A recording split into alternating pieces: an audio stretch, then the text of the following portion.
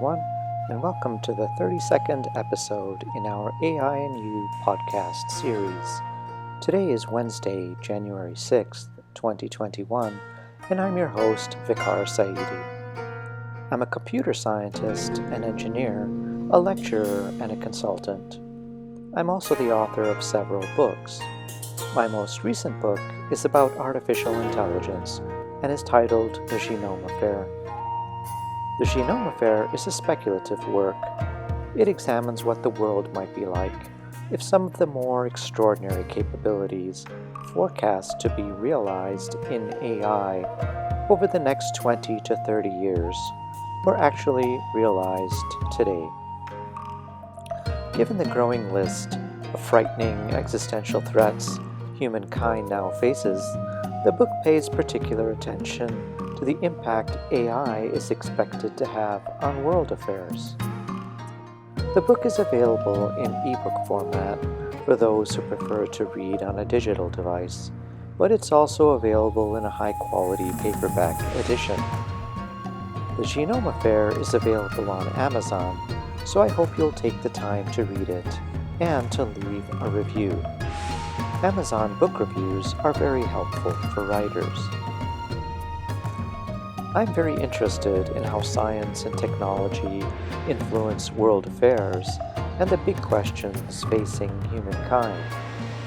Studying at the confluence of the great disciplines of human history, political science and thought, international affairs, science and technology offers a deep understanding and pedagogically important lessons of how advances in human endeavor have influenced and impacted civilization.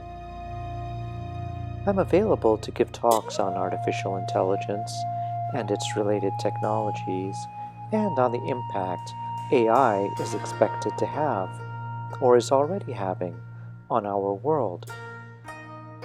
If you'd like to get in touch with me to arrange a web-based event or consulting meeting with your company or organization, you can find my contact info in the podcast notes below. Please make sure to subscribe to my channel, like this video, and share it with others if you find the content valuable. Thank you.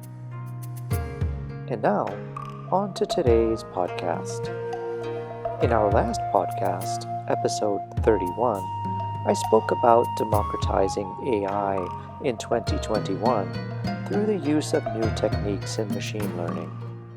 These new techniques will make the development of AI agents by small companies and non-elite academic institutions with limited resources far more plausible.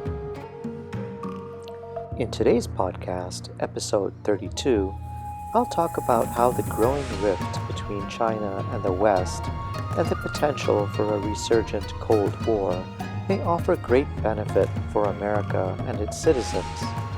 It might actually be a blessing in disguise. Let's get started. A resurgent Cold War may greatly benefit America and its allies technologically, while also helping to restore its tradition of liberal democracy. In fact, a heightened Cold War between these two leading economic, scientific, and technological powers of the 21st century may be the only nonviolent way to restore America's democratic traditions. A deepening Sino-American chasm could subsequently resolve the extreme polarization within America's electorate, a worrisome situation that is best characterized by the title of the English author Charles Dickens' 1859 book, A Tale of Two Cities. Over the past 30 years, the West has experienced an extreme rise in income and wealth inequality.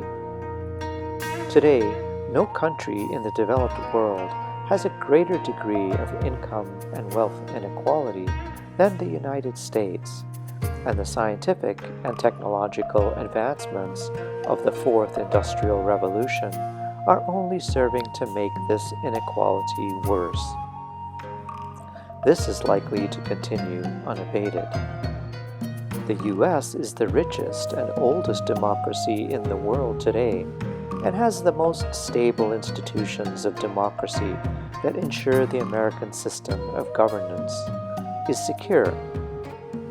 Yet we are living in a time where we are witnessing an assault on democratic norms every day, and this will unquestionably lead to an erosion of the foundation of these stable institutions.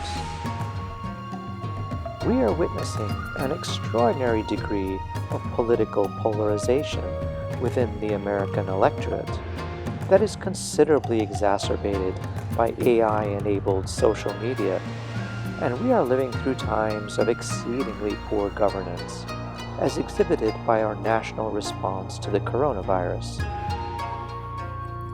At the same time, epidemiology, public health practices, testing, and contact tracing technology developed in the United States are being effectively deployed in distant lands and are successfully containing the coronavirus without lockdowns, economic impacts, or significant death tolls. In the final analysis, the data clearly shows that American citizens are rapidly losing faith in democracy and free market capitalism and are openly siding with demagogues who prey upon their inherent xenophobia and fears of a rapidly changing world that reserves no place for them. These new realities have given rise to authoritarian trends amongst many developed economies, including some that are currently members of NATO. It is a worrisome state of affairs for the future of our country.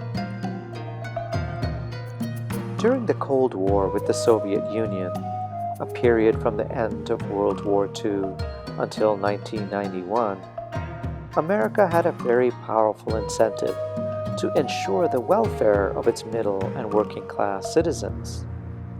As the leader of free Western nations, the Western Bloc, America desperately needed to make sure that other non-aligned nations around the world did not fall under the sphere of influence of Soviet propaganda. So we went to great lengths to ensure the economic security and social welfare of ordinary citizens. Hollywood made films and television programs showcasing the lives of ordinary Americans. Middle-class Americans and even working-class citizens were shown to be happy and living comfortable, fulfilled lives. The Hollywood story was true. Ordinary citizens had jobs, food, clean water, a home, a car, and schools for their children. After high school, families could send their children to colleges and universities. In summer and winter, these ordinary American families could take vacations, road trips across the country in the family station wagon, and they had washing machines and refrigerators in their homes. This life was a reality for ordinary Americans. During the same period, the Soviet Union and the Eastern Bloc had central planned economies that were firmly under state control. These societies were famous for bread lines, as ordinary citizens queued for hours to obtain rationed food staples and living essentials. Their lives were miserable, and the contrast with their counterparts in the West could not have been greater.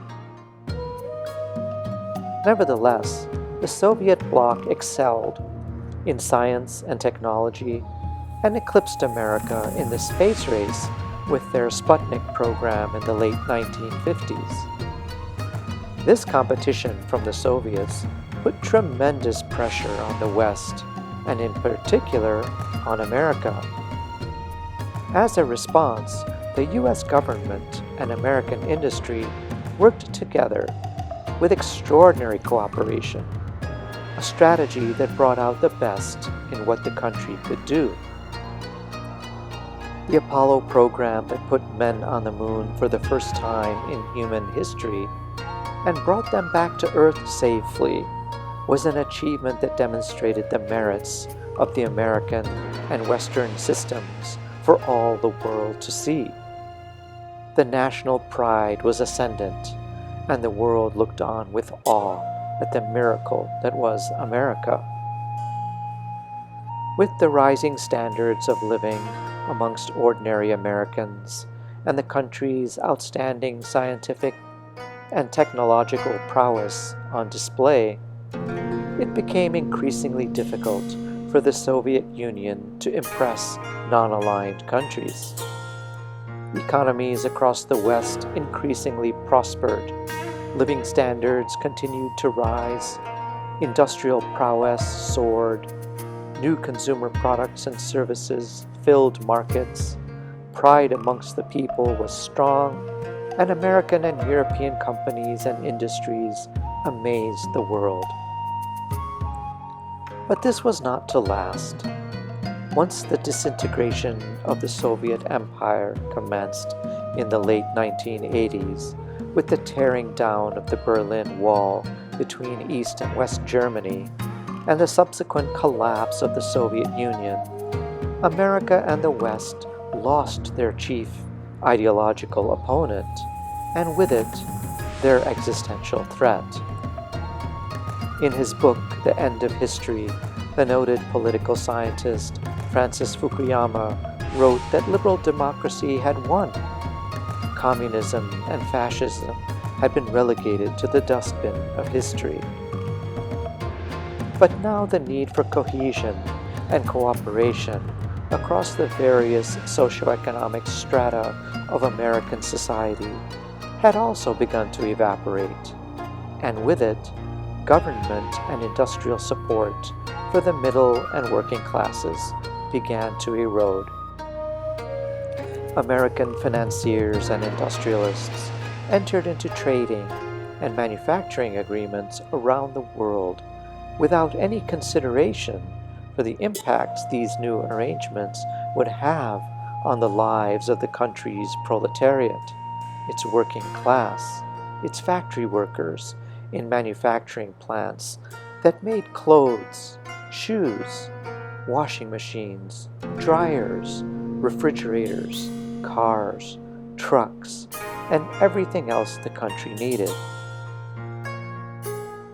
30 years on from the collapse of America and the West's chief ideological opponent and existential threat, we are now experiencing a dangerous degree of polarization amongst America's electorate and the electorate of other Western countries, including France, Germany, Spain, and the UK.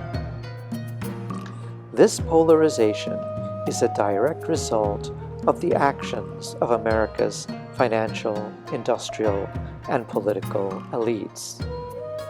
Their neglect for the basic needs of America's middle and working classes has created an enormous chasm in the electorate that is now very difficult, if not impossible, to peacefully reconcile.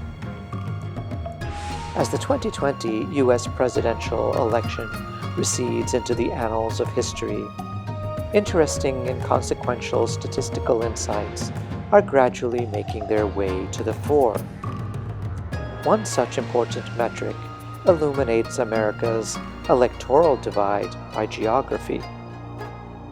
In the 2020 election, U.S. counties that voted for Joe Biden represented just 10% of America's landmass, but 70% of its economic activity, while those counties that voted for Trump represented 90% of America's landmass, but only 30% of its economic activity. We can observe America's Great Divide manifest itself in culture as well.